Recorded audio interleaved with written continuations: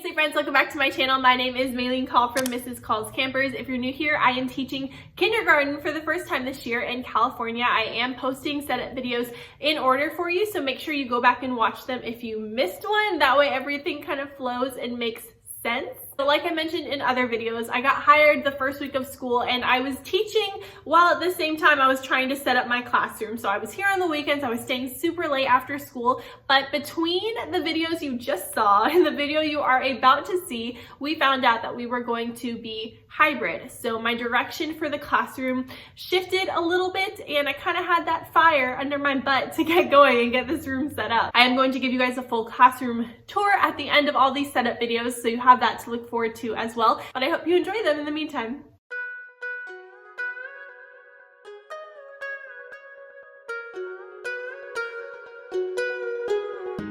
So my first project for today is going to be to put up my library books, and then I think bulletin boards, because I've never put up a bulletin board before. I had two tiny ones in my classroom and I just used fabric for them.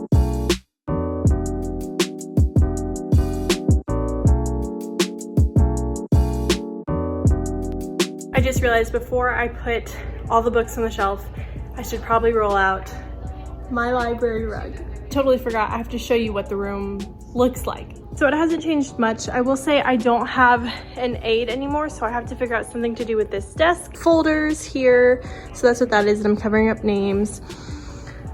This is what this area looks like currently. I have this little table right here. I'm not sure if it's gonna stay there, but I just put it there for now.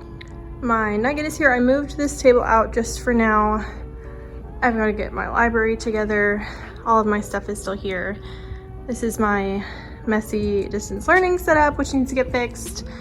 And then I have the play area over here, some math center items here. I'm thinking about putting that shelf over here. I also moved these more towards the middle instead of being flat against the wall, and I can't decide if I love it or hate it.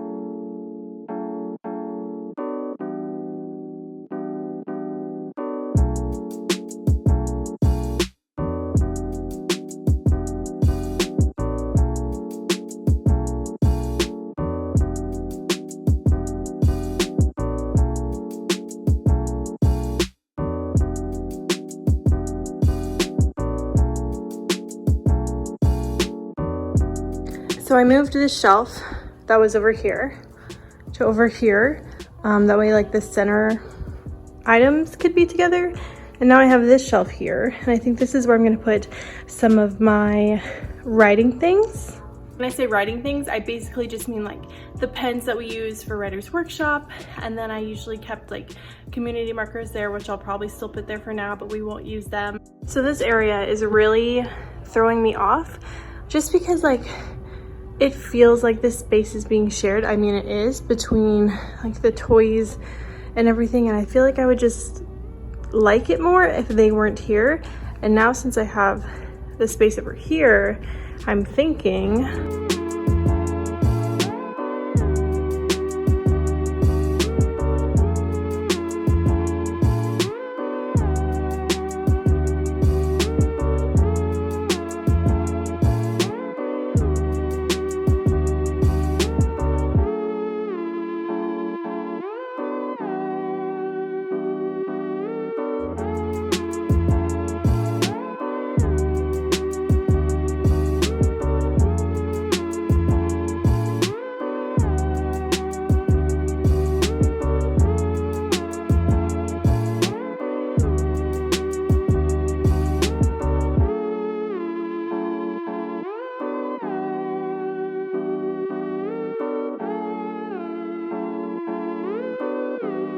okay, so I got all the toys separated, and at first I was kind of alternating which bins had what in them, because some of them I had enough to do 2 bins of, like these, and then I have my Legos, and here are the big ones, and then these are the ones that came in the room.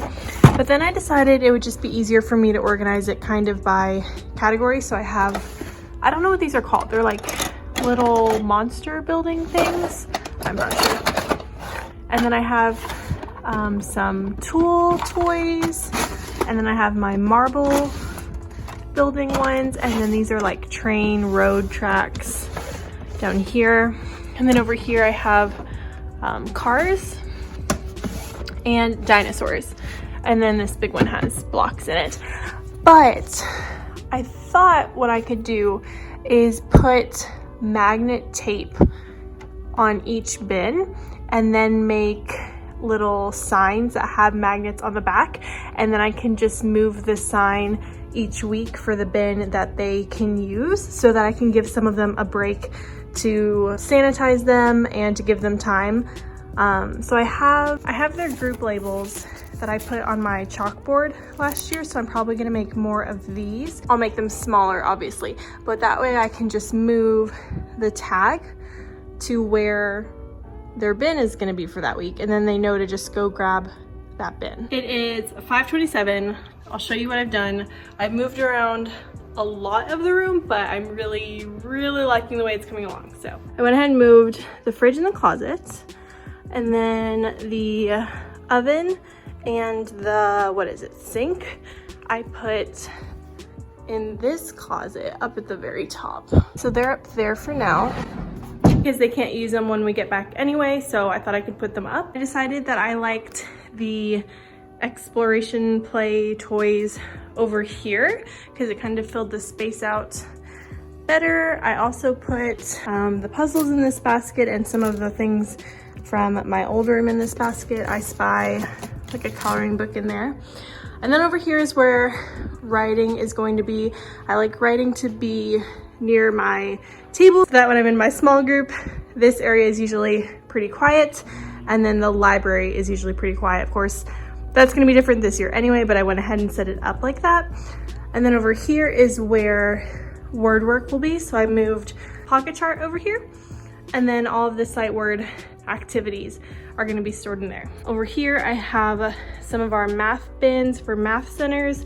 I do have to figure out the bottom shelf. Not really sure what I'm gonna do there. And then the crates are in the middle just for right now, so I can move things around the room. I am thinking up here, I'm gonna put my phonics posters, maybe sight words here, and then my alphabet's gonna go over here. I thought about putting the phonics posters under the alphabet, but I'm not sure. I don't know. This is what the library looks like right now. I moved the table that was in there out just so I could roll out the rug. And I said the books was gonna be what I tackled today, but I got distracted and did not do that yet. And then this looks the same. I didn't change any of it. I did move this extra desk now over here in front of where the art station will be. And then I put these stem bins over here. And I also have the counting ones on the bottom. So before I had them attached over here, but as you can see, I also flipped these around just because in my old classroom, that's what we used to put all their supplies since I did flexible seating. And when I had it turned around this way, like facing the backpack hooks, the idea was more to use it as kind of a mailbox system. But I realized one of the things that I really hated about having my mailboxes facing the backpacks last year was that the kids would like to go back there and kind of like hide behind the mailboxes while they were supposed to be putting things in their backpacks. So I just went ahead and flipped it around so they could grab it and then just go put it directly in their backpack. I also went ahead and flipped this cart thing that I'm using for the printer. I flipped it around so this part would be closed and this part would be open. So if I have things that I need to grab on my way out the door every day, that's there. And this also makes it to where the fire extinguisher is easier to pull out, because before I had these shelves kind of blocking it. So I feel like this is better. So that's what this area looks like. And I'm not sure what I'm gonna put up at the top. I might leave it blank for now. And then this is gonna be calendar and schedule. And then up at the top is going to be my number sense posters. And then I don't know what I'm gonna do with this one. Probably some kind of quote, because it's blocked partly by these bookshelves. But again, I'm not sure. So I'll give you one more overview. What it looks like. It's hard to tell with the crates in that there, but I feel like it's more spacious. Okay, it is the next day. It's October 16th. It's after school. I changed into a more comfortable outfit since I'm gonna be setting up my classroom. I do have to eat my lunch really quickly, leftover Chinese food, and then get busy. It still does not feel like the kids are coming back on Friday. Another thing I wanted to say was setting up a classroom after teaching all day is way more draining. I am not as excited about it as I would be normally because I just spent all day teaching, if that makes any sense. It's like I get to the end of the day and yes, I want to set up my classroom and I want it to be together, but I'm just so exhausted that it just seems like a chore that I have to do rather than fun, but I am excited to get it all together. So my plan for today is to do the library like I've been saying since I unpacked all of my things. And I need to clear off this table because today's the last day of just completely virtual distance teaching. So I can get all of my stuff ready over there on the carpet. And I don't know how far I'm gonna get. I might try to do bulletin boards. I might try to hang up the alphabet and number line and posters. But I also might wait until tomorrow when my husband is here to tell me if it's straight or not. Because at my old school, we had bricks on the wall. So I just lined it up with the brick line and I knew it was straight. But here we do not have those. So I feel like I'm gonna hang it up and it's gonna be completely crooked. So we'll see. So I was about to put my books away in my library and then I realized the reason why I didn't put them up yesterday is because I wanted to do like the bulletin board and the wall behind it, so I didn't have to move the bookshelves that were full of books. To be honest, it's not like it would be that hard to just take the bins off and move it. I don't know if I'm in the mood to hang things on the walls. And I still don't even know what I'm gonna use that bulletin board for, because I am gonna display books like up on top, so it'll be like cut off. Maybe it is better to go ahead and just cover the bulletin boards. But then part of me is like, well, it would be nice if I had another person to help me do it. Okay, we're just gonna do it. We're gonna attempt to put up the bulletin boards because I know I'll feel so much better once it's done. And then after the bulletin boards are done, maybe I'll get motivation to do the posters. Here's what I have for bulletin boards. Originally, I purchased this fadeless paper from, what is the store? Michael's. It kind of blends in with my carpet. And then the first grade teacher who teaches right next door to me went to Lakeshore and she asked if I wanted some of this because she has this in her room. And I thought when I purchased this one that it was the better than paper. I didn't realize there were two that were like so similar. But this is the kind that I want. So I think this is enough to put on all my boards. I don't know, we'll see.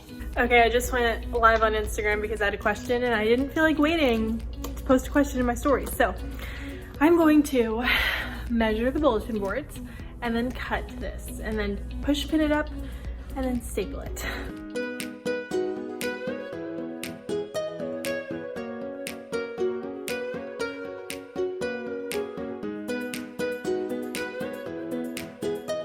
Okay, so I used the edge of my carpet. Ignore that, that's gross.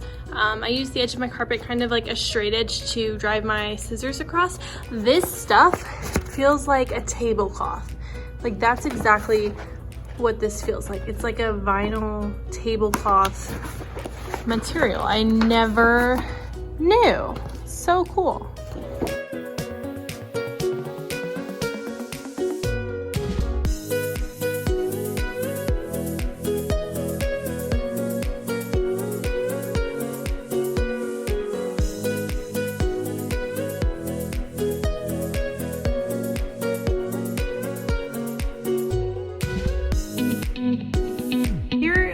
Finished bulletin board. I'm not even going to tell you how long this took because it took forever and I'm not even really sure I love it. I think what's throwing me off is the fact that this is gray, because I feel like if it was white it would look better, but because it's got that like gray tint to it, I think it's throwing me off. But maybe it'll look better once these are painted and I get all of the bulletin boards matching. For some reason I thought that these big rolls had more, but I only have enough in this paper for one more 6-foot bulletin board. And guess what? I don't have any 6-foot bulletin boards. And then I have this paper. I just have one roll of it and it's 12 feet. And I have this board and this board. This one isn't a necessity right now if I can't get the paper because it's a whiteboard, so it's fine.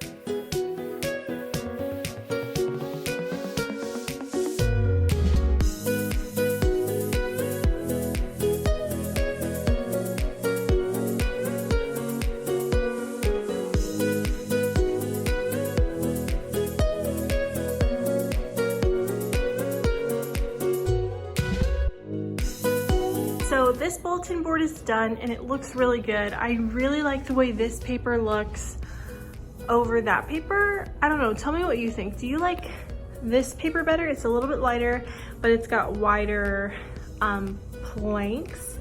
And this one is a little bit darker and it has thinner planks. Actually, I really don't know, and it doesn't look that bad with both of them like I thought it would. They look actually pretty similar on camera. So I have these pieces left over, which unfortunately is not enough for this bulletin board, so I will have to go and get more paper. And then for this one, I might not do paper. I might just do border, like trim around it, and then hang, I don't know, hang something.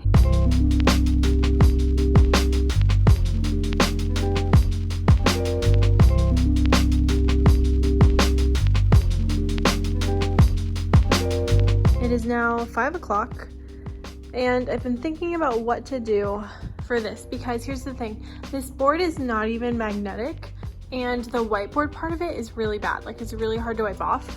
So it's kind of useless as a whiteboard or anything else. That's why I was thinking about making it into like more like a bulletin board or something. So I think what I'm gonna do is just go ahead and sort my library books, and then when I'm ready to make the bulletin board, I'll just take the bins out and move it, because I need to go ahead and get this done.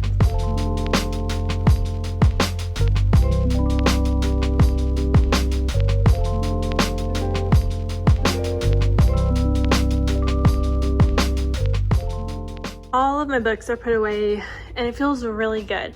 So for the top part, what I did when I taught first grade was I had some like decodables in here, which I could do.